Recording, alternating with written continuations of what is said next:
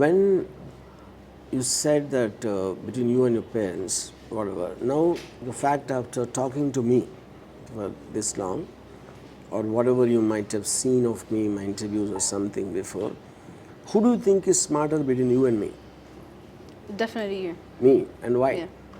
Well, first of all, you're older than me. Forgive me for saying that. But yeah, you're older than me, so you originally. And older means nothing, Yeah, because I always felt I was far more smarter than my parents, for example, or my grandparents. Oh, age is nothing to do with it. Yeah. Now, if you say that you have accepted or you maybe agreed with some of the things I said, would you think? Do you think you would practice them? Yeah, I think so. That is not correct, because I think everything is an opinion coming from things. This is what I did was I never followed. I never agreed with anyone. I took it as one of the inputs I have, and I cross-checked with various other point of views on the same discussion, and finally I measure it against what is it I want to be in my life, and does it get used to that?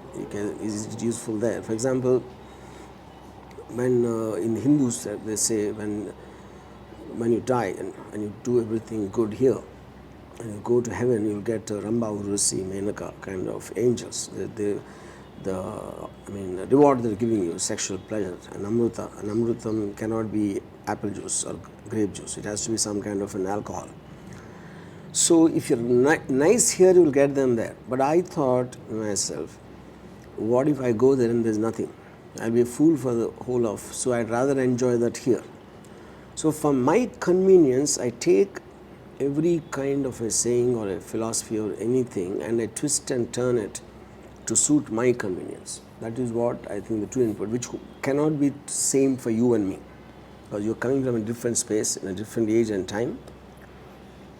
And yeah, that's what I think should be practiced. So, as if sum total, is there any one question you want to ask me? What's your obsession with women? An obsession with women, because I think women are the only reason I think anybody, it makes it worthwhile to live, because everything else you are just doing it for either society's sake or whatever sake, and the fact that I don't connect to children and family and all that, the only thing which is left in the world for me right now as we are speaking is women. Yeah. So some reports that I've read would actually contradict what you're saying, because they say your films promote misogyny and all of that stuff. So what's your counter to that? Yeah. See, misogyny is a label, and I'm telling in crystal clear logic of why I do such things, I say such things. And if you cannot contradict the logic, you can fight an idea with an idea, not by condemning it. You know? So when I'm so open with my reasons, if you can't say anything about that, so that is just like most people are comfortable in putting labels and setting them aside, because they don't have the bandwidth to understand or the brains to think about that. So I have no problem. I don't have time to think about people who have time to think about me. Yeah, that's my one-line answer. Yeah. I do everything in the open. Most of my videos with women and all, I myself tweet it. It's not like someone managed to catch it in a spy camera and did that. Yeah. So that's my statement towards life. Yeah. So what makes you so open about things like that? Yeah. Because one is I hate lying and being hypocritic, not because it's about a virtue. It's because it makes life easier when I can say what I feel like, and it makes whoever I'm related to in professionally, for example, they already know what to expect from me. I don't want to surprise them. I don't want them to find out. Whatever it is, I'm like an open book. I just keep it open. So then the relationships with regard to your profession or any way, they become faster and they're bonded more, because when you're always trying to outthink or outsmart or trying to figure out the other person, you live in a state of suspicion all the time, But when you open up everything, there is no question of that. Yeah, which is so to make things faster, to increase the quality of life. And I think they are the immediate and most important benefits of being open. Yeah.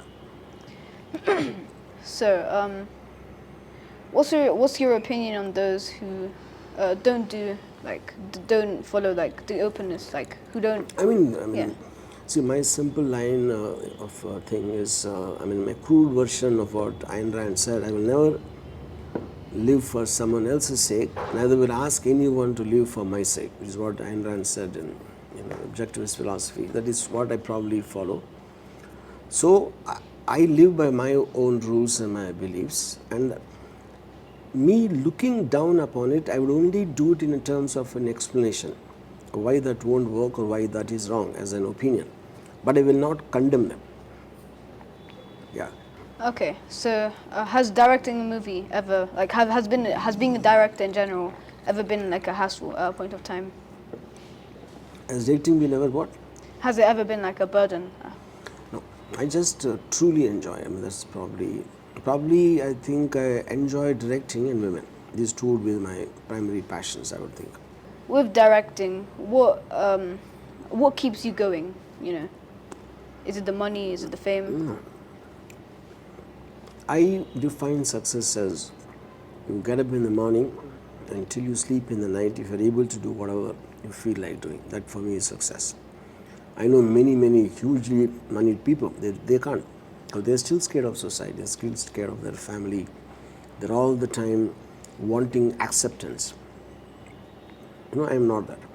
So for me, it's success, and what makes me happy is to be able to do what I feel like doing at any given point. Yeah. At a point of time when you were younger, did you really care about your studies? At any point No, of time? no.